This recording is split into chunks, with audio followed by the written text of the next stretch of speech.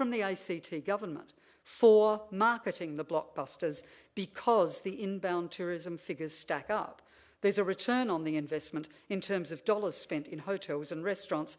It is largely a commercial transaction. This collaboration is repeated again this week when Turner from the Tate opens on Friday night. Not French, but English, quite close, and old, and with Tate brand attached. The French masterpieces had the Musée d'Orsay Paris attached. This is all fine. I love Turner. I've had the opportunity time and time again to see his works in London, and I'm glad that Australian audiences are getting that opportunity.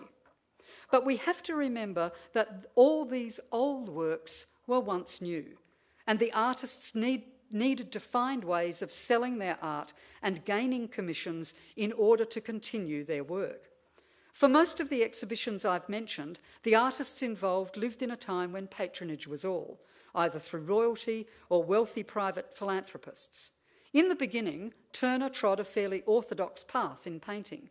He found favour, he found commissions, and once he had established himself, then he began experimenting.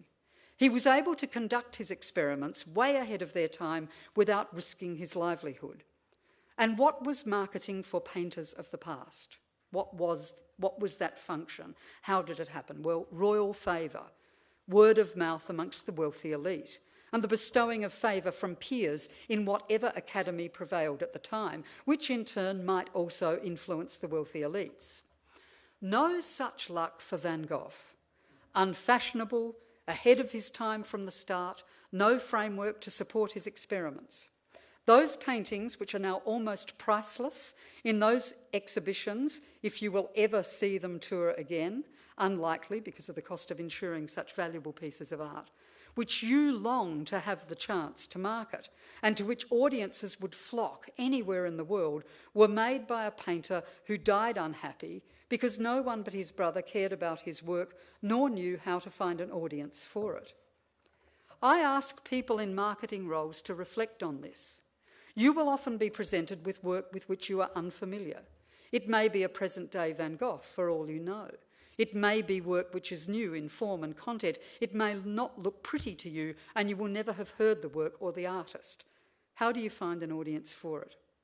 For a start, I have read some shocking, if well-meaning, efforts at trying to do that, trying to couch the unfamiliar work in familiar marketing terms and really missing the mark.